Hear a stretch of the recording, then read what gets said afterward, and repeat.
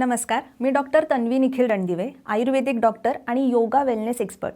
आज आपण PCOD बद्दलच्या काही मिथ्सबद्दल बोलणार आहोत. यातले किती खरे आणि किती खोटे हे आज आपण बघूयात. मिथ नंबर 1, ज्यांना PCOD आहे त्यांना मुलं होऊ शकत नाहीत. हा एक खूप मोठा गैरसमज आहे. ज्या बायकांना PCOD आहे त्यांना बऱ्याचदा असं वाटत असतं की आपण कधी आई होऊ शकणार नाही. पण जर तुम्ही योग्य डाएट फॉलो केलं, आयुर्वेदिक उपचार घेतले आणि वेळेत जर प्लॅनिंग केलं तर आई होणं किंवा नॅचरली कन्सीव्ह करणं हे सहज शक्य होऊ शकतं. हजारो महिलांनी PCOD असताना कन्सीव्ह केलेलं आहे, तुम्हीही करू शकता. मिथ नंबर 2, PCODमुळे ज्यांचं वजन वाढलेलं आहे ते पुन्हा कमी होऊ शकत नाही. हा सुद्धा एक गैरसमज आहे. बऱ्याचदा असं होतं की PCODमध्ये आपलं जे काही मेटाबॉलिझम आहे ते खूप वीक होऊन जातं. अग्नी हा खूप मंद होतो आणि फूड क्रेविंग्स हे खूप वाढतात.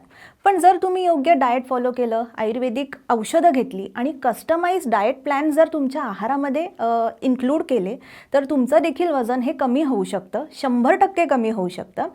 गंमत अशी आहे की जेव्हा तुमचं वजन कमी होतं तेव्हा तुमच्या PCODच्या ज्या इरेग्युलर मेन्सेसच्या सायकल्स आहेत त्यासुद्धा रेग्युलर व्हायला लागतात.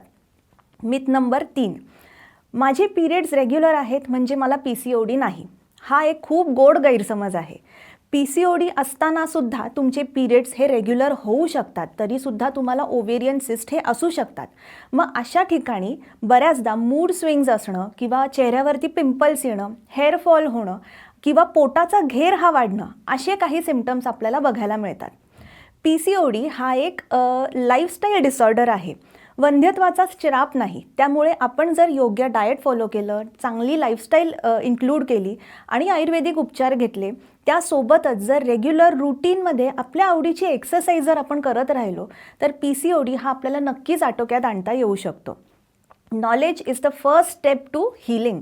त्यामुळे तुम्हाला किंवा तुमच्या जवळच्या कुठल्याही व्यक्तीला जर PCOD असेल तर योग्य सोर्स काढून त्यांची माहिती घ्या, त्याच्यासाठीचा उपचार करा.